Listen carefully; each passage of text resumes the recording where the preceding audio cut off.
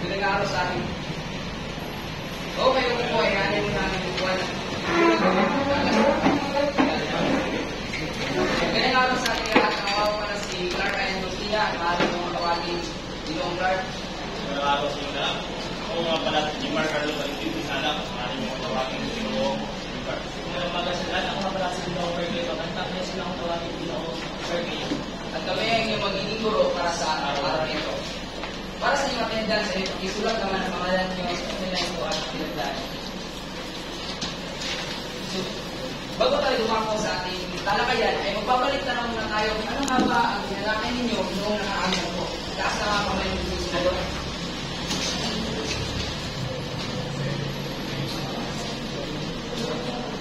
Bale ba? Ano na natin ang pinagdaan?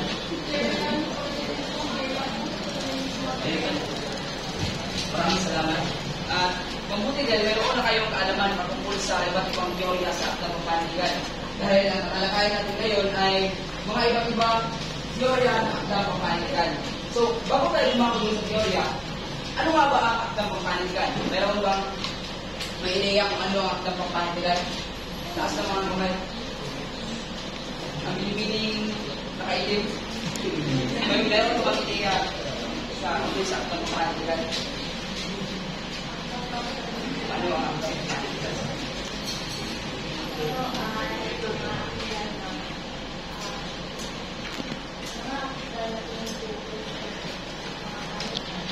Maraming salamat. Tama. Ang akta ng panitikan ay anumang anyo, sulating anyo na may layuning magpahayag ng kaisipan, imahinasyon at damdamin ng isang tao sa pamamagitan ng isang akda.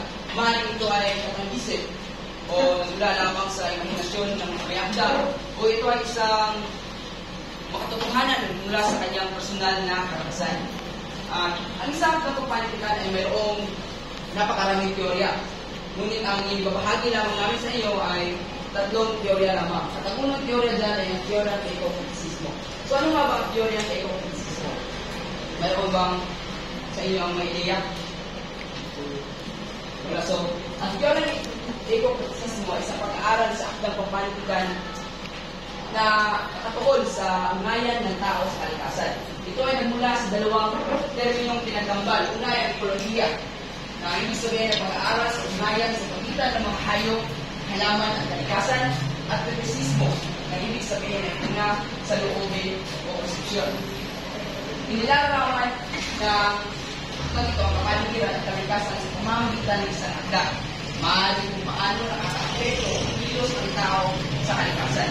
Inilalarawan ng teorya nito ang epekto ng panitikan na magkaroon ng isang tao ng kamalayan sa kalikasan. Si Gerald Burgess Glasgow noong 1996 ang unang nagtambal sa ugnayan ng tao at kalikasan. At ito po niya dito ang iba't ibang salisay na tutukoy sa kakaroon ng kamalayan ng sangkatauhan na pangalagaan ng ating kalikasan.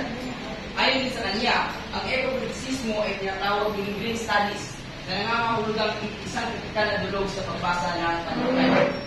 Ang teorya ng ecofetisismo ay isang teorya na magbibigay sa atin ng kaalaman at mapalaganap ang advokasya patungkol sa simpatiya sa kalikasan at kung paano natin ito pangalagaan. Ang dalawang halimbawang akda ng may teorya ng ecofetisismo ay ang una ay lupang tinubuan ni Nasser Rodriguez. Ito ay isang maikling kwento na pumapatungkol sa pagbabago ng kapaligiran dulot ng modernisasyon. Nagsimula ito sa isang pangunahing tauhan na matagal nang naninirahan sa ibang bansa. Ngunit, sa pagbalik niya sa kanyang lupang sinilangan ay sobrang laki ng pagbabago. Ang nooy puno ng kagubatan ay puno na kanyang tahanan ay naging napalitan na ng mga gusali at infrastruktura dulot ng modernisasyon. Kahit naramdaman niya sa kwentong ito ay naramdaman niya na parang ang lupang kanyang sinilangan na hindi niya ito ang kanyang dating tahanan. At ang kasunod naman ay ang alamat ng Sierra Madre ni Genaro Luis Goño Cruz. Ito ay isang alamat na tutukoy sa pinagmulan ng pinakamahabang hanay ng kabulugan sa Pilipinas, ang Sierra Madre. Ito ay, ang unahing tauhan dito ay isang diwata na nagngalang madre na nagsakripisyo at pinuprotektahan ang lupain. Hiniling niya na maging isa siyang kabundukan upang maprotektahan ang lupain. At yan ang teorya ng ekokritisismo at ang mga halimbawang akda sa teoryang ekokritisismo. Ang susunod na teorya ay ibabahagi sa atin ni Ginoong Demar. Maraming salamat. Ngayon po naman tayo sa teorya ng imperialismo. Sino ba may idea o kaalaman tungkol sa imperialismo? Sino gustong sumagot? Taas ng kamay. Ang imperialismo ay pananakot ng isang bansa sa isang bansa na hindi direkta. Maaaring masakot niya o influensyahan niya ang isang bansa sa pamamagitan ng pagkontrol nito sa lupain. Tama. Ang teorya ng imperialismo daw ay isang mula sa Latin na imperyong na nangungulog ang makapangyarihan o nangingibabaw. Ito ay isang pananaw na nagsusuri kung paano isang makapangyarihang bansa paano sila tumakbo, nangingibabaw at magbigay kontrol sa mga nahinang bansa upang mapalawak ang kanilang teritoryo, kapangyarihan, yaman, at influensya. Ito ay karaniwang sinasagawa sa pwersang militar, kultura, ekonomiya at politika. Ngayon, may limang anyo ang teorya ng imperialismo. Una dito ang kolonya. Alam naman natin na ang kolonya ay isang bansa o isang rehiyon na sinakop ng ibang bansa. Pangalawa, ang kolonyalismo. Ang kolonyalismo ay isang tuluyang sinakop ng isang bansa dahil ang pagsasaan nila sa likas na yaman ng kanilang nasasakupan. Pangatlo, ekonomiko. Ang ekonomiko ay isang pagbabagong ekonomiya sa isang nasasakupang bansa. Dahil dito nagsasarili o malaya. Ngunit ito ay isang hindi maunlad na bansa. Kanilang pinamamalaan ng mga pribadong kumpanya na may nagsasaad sa negosyo na ginagamit nila ang likas na yaman ng kanilang nasasakupan. Pang-apat, sphere of influence. Ang sphere of influence ay isang makapangyarihang bansa na umaangkin sa pribilehiyong pera o pangangalakan ng isang bansa. Halimbawa dito ang kolonyalismo. Sa panahon ng kolonyalismo, maraming mga bansa sa Asia at Africa ang naging ilalim ng sphere of influence ng mga bansang Europe, kung saan may kapangyarihan sila na pagkontrol sa ekonomiya at politika. Katulad na lang sa panahon ng World War. Pagkatapos ng Kalawang Digmaan ay may tinatawag tayo na Estados Unidos at ang Soviet Union. So nahati sa dalawa ang sphere at influensya ng mga bansa. At ang panghuli naman ang protektorado. Ang protektorado ay isang rehiyon o bansa na may pamahalaan. Subalit, nasa ilalim pa rin ito ng pananakop ng bansa. Halimbawa nito ang Commonwealth. Sino ba ang may idea patungkol sa Commonwealth? Isang pamahalaan na bagamat mayroong mga opisyal dito sa Pilipinas, pero mga Tama.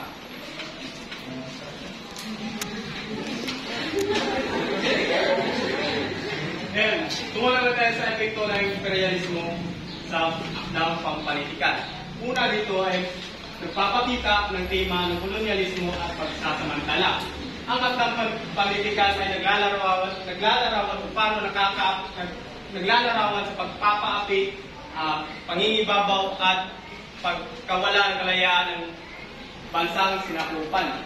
Halimbawa dito ay ang sinulat na nobela ni Dr. Jose Rizal na Noli Me Tangere at El Filosofismo. Karamihan naman sa atin ay alam na kung saan ito nagpapatungkol. Nagpapatungkol ito sa sa mga kalakaran, ng mga kagawaran ng mga Espanyol noong panahon ng kanilang pananakop na dito sa ating bansa. Pangalawa, pagtatakda ng nalimuhang influensya sa literatura. Dahil sa imperialismo, na-influensyahan ng ating panitikan sa mga dayuhang kultura, wika, at kanilang pananaw. Halimbawa dito ang Espanyol, panahon ng Espanyol at Amerikano, gumaganap ang pagsulat sa Ingles at Espanyol sa Pilipinas. Kaya napapansin natin na kadalasan sa mga sinusulat sa mga pampolitikan ay nakasulat sa Ingles o sa Espanyol. At halimbawa sa Espanyol ay ang original na sinulat ng Nolimet Angre at El Filibus Turismo. Ito ay ang original na talaga na sinulat sa Espanyol. Pangatlo, pagpapalaganap ng propaganda. Gamit ang akdang pampolitikan ay ginagamit ang akdang pampolitikan bilang isang kasangkapan ng mga imperialistang namamahala upang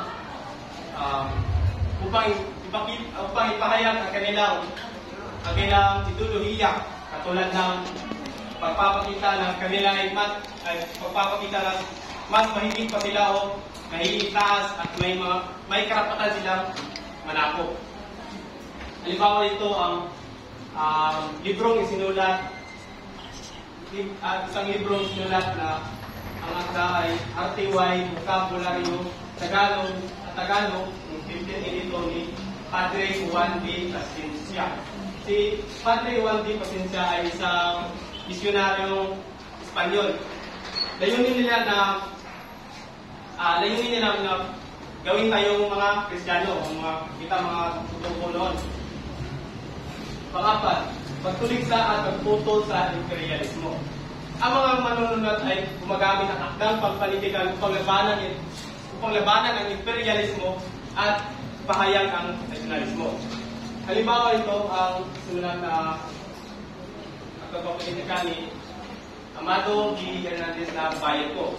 Dito, pinapahayag niya ang pagmamahal sa bansa at nagnanais na makalaya sa mga pang-aapi. At panghuli, pagsasalaysay ng epekto ng imperialismo sa kulturang bayan. Dito, pinapakita ng akdang pagbalitikan kung paano nakaka-apekto ang kultura ng isang bansang nasasakupan.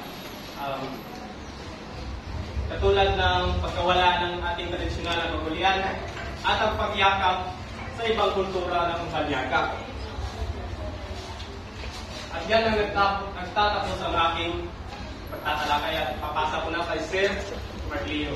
So ngayon, dumako na naman tayo sa teoryang romantismo. So sino sa inyo ang mahihiyak patungkol sa teoryang romantismo? So, binibining na ka-block, may idea pa kayo? One ang teoryang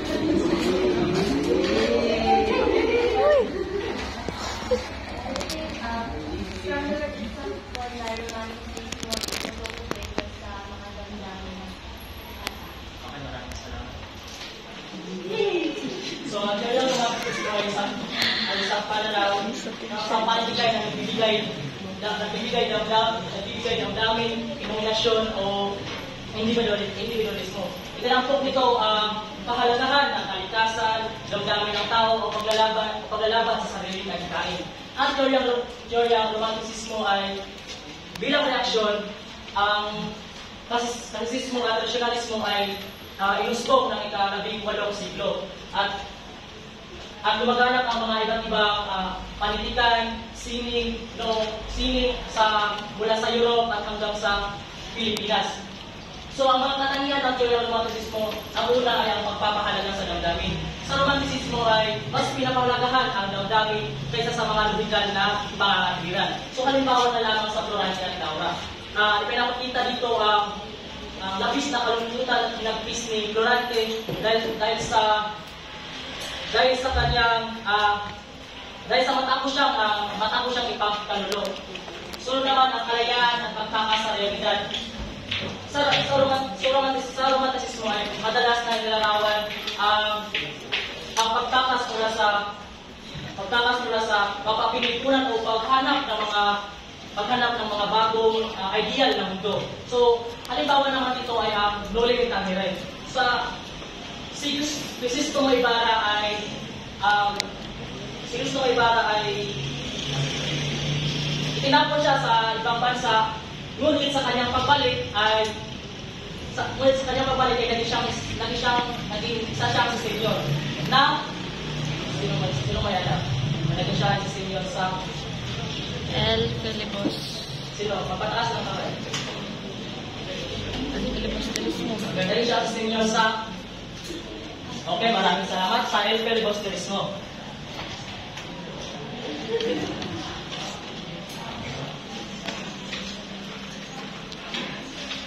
Ginamit niya ang kanyang pagkatao bilang saksisinyon para makatakas ito sa realidad at bumuo ulit ng isang bagong lipunan. Susunod naman ang kalikasan bilang inspirasyon. Sa romanticismo, ang kalikasan hindi lamang itong likas ng elemento sa mundo, kundi isa itong makapangyarihang simbolo o kaisipan ng tao. So halimbawa na naman ulit ito sa Florante at Laura. Sa Florante at Laura ay may tagpuan ito sa anggubat sa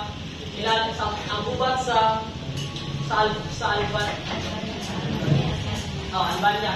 At doon, hindi naman sa itong lokasyon, kundi isa itong pagdurusa o pagsubok ni Florante. Kaya sa huli dito, pinagpo ang kanilang huling pakikita at kanilang huling pagmamahalan. So ngayon naman, sa pang-apat, ang pagpapakita ng kagandahan at imahinasyon. Sa romanticismo ay gumamit na itong malikhaing paglalarawan upang ipakita ang damdamin ng pananaw ng tauhan. Kapag sa salaysay hindi maaaring hindi lang ito tunggalian, ay gumagamit itong tunggalian, simbolismo o malikhaing pag-isip para ukawin ang mga imahinasyon o ang pambabasa nito. So, narito ang mga halimbawa sa teoryang romanticismo. Una ay ang Florante at Laura, pangalawa ang Ibong Adana. So, sinong kilala kung sino ang sumulat sa Florante at Laura? Mataas ka mga kamay? Francisco Malatag. Okay, maraming salamat.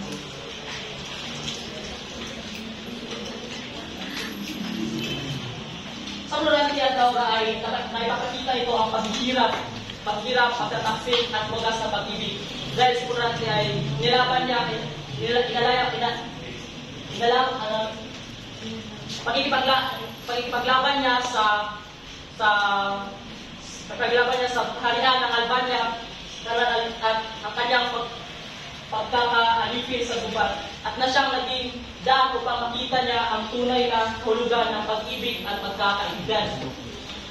Para naman sa Ibong Adana, ang Ibong Adana ay tumalakay ito sa paghanap, katapatan at tagumpay, kabutihan laban sa kasamaan. Si Don Juan ang pangunahing tauhan nito. Naglakbay siya at hinanap niya ang Ibong Adana para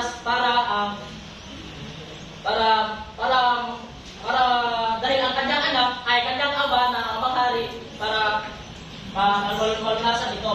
Kaya hinarap niya ang mga kataksilan ng kanyang kapatid at ang pagsubok ng tadhana. So ngayon, ang teoryang romanticismo ay patuloy na ginagamit sa modernong panitikan at sining na napagpakita ng kakayahan ng tao ipahayag ang kanyang mga saloobin at masining na pamaraan. So ngayon, doon lang natapos ang aking talakayan at italakay at sunod talakay ng Ilo of Christ. Yun ang tatlo sa iba't ibang teorya sa akdang ng panitikan. Teorya ng ecocriticismo, imperialismo at romanticismo. Ngayon, meron akong katanungan. Sa tatlong teorya na aming nalakay, ano ang pinaka-nagustuhan niyo at bakit? Paano mo makuha ang attendance? Oh no. Yung tatawag ako.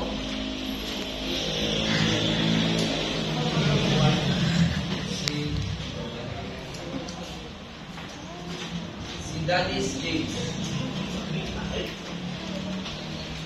So sa aming tatlong teorya na aming tinalakay, ano ang pinaka-nagustuhan mo at bakit? Ang pinaka-nagustuhan ko sa tatlong pinaka-nalakay ang pagkakalimutan ko masalakay sa pagpapahalaga sa damdamin, kalayaan at pagtakas sa realidad at kalikasan bilang inspirasyon. Maraming salamat. Palapakan natin ang Daddy. Magtatanong pa ako ng isa.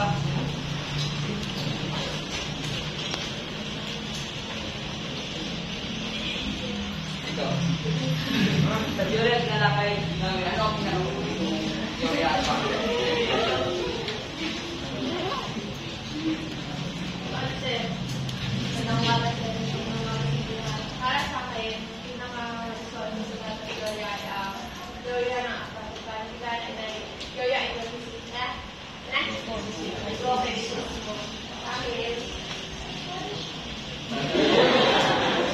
Dahil tumatalakay ito sa ugnayan ng tao sa kalikasan. Maraming salamat. Palapakan natin yung si Bibi. Napapatuloy lamang na mayroon kayong natutunan sa ating talakayan. At ngayon, kumuha kayo ng isang kapat na papel at magkakaroon tayo ng maikli.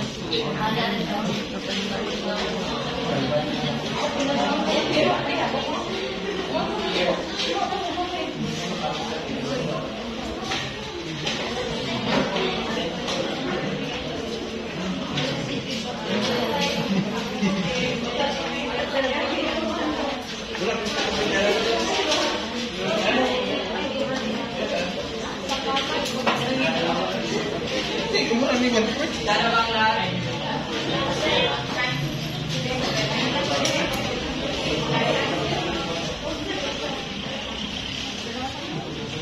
Sana ba kayo dyan sa likod? May papel na ba kayo? Maalala lang, may ilagay sa papel.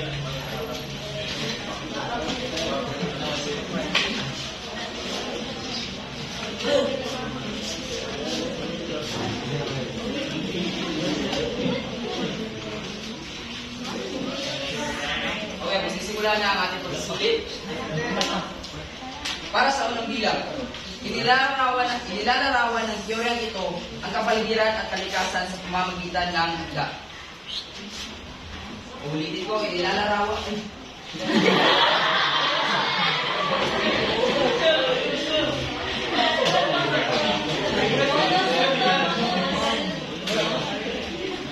So, bonus na yung number 1 na.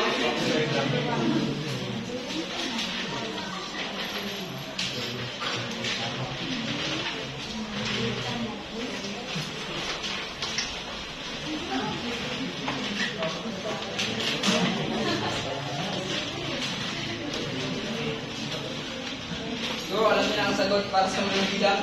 Para sa pangalawa at tatlong bilang.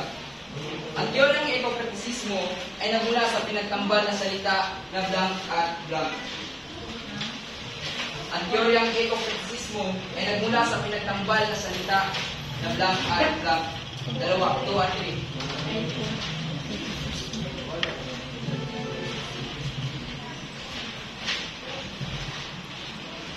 Pangapat.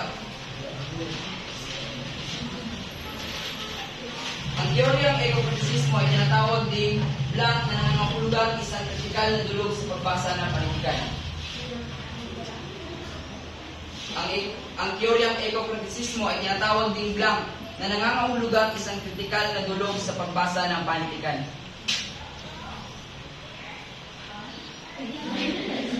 Ulitin ko. Ang teoryang ekokritisismo ayon kay Cheryl Burgess-Gottfeldt, ang teoryang ekokritisismo ay tinatawag ding blank na nangangahulugang isang kritikal na dulog sa pagbasa ng panitikan.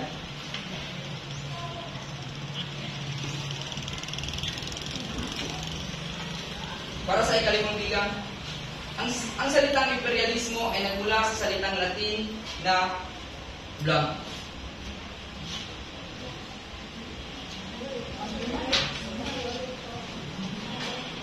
Panglima.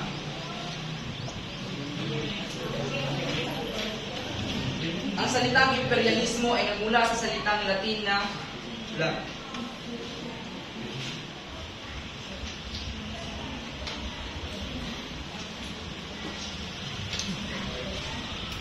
Pang-anim at pang-7, magbigay ng dalawang akda na may anyo ng teoryang imperialismo. Magbigay ng dalawang anyo ng teoryang imperialismo. Diba yung anyo ng teoryang imperialismo, magbigay lamang kayo ng dalawa. 6 at 7. Magbigay ng dalawang anyo ng teoryang imperialismo. 6 at 7.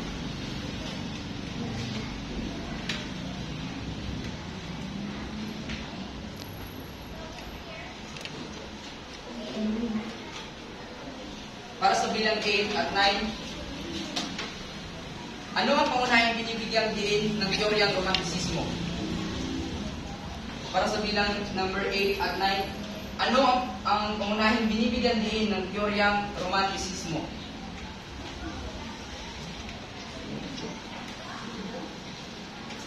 Ano ang pangunahing binibigyan diin ng teoryang romantisismo? Dalawa yun. Number 8 at 9.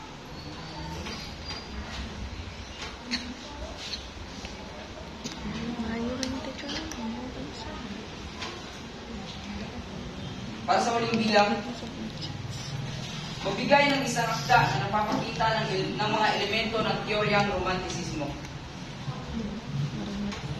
Magbigay ng isang akda na nagpapakita ng mga elemento ng teoryang romantisismo. Isang akda lamang.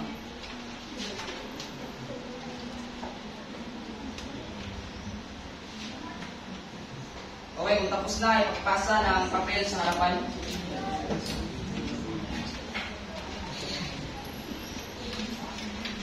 Tapos na ba ang lahat?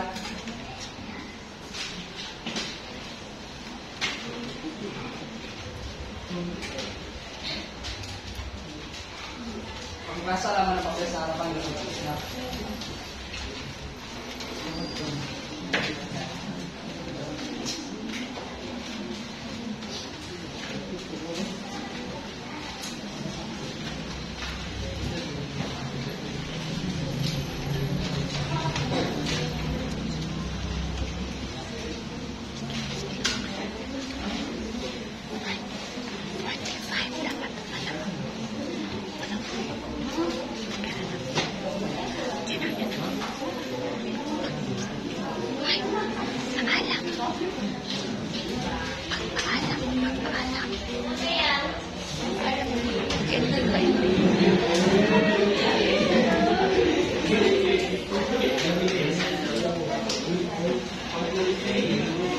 So, wala na pang ibang papel.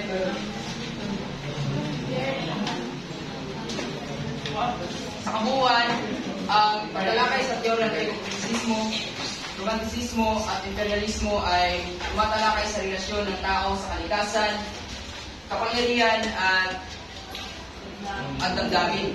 Ang teorya ng romantisismo ay tumatalakay sa ugnayan ng tao at kalikasan, habang ang imperialismo ay tumatalakay sa pananakot ng bansa. At ang romantisismo naman ay tumutukoy sa imahinasyon at damdamin.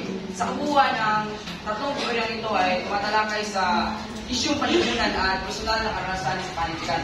At doon naman natatapos ang aming talakayan. Muli ako si Carmine Gultina. Ako naman si Jimar Carlos Valentin. Ako naman si Bernie Magata.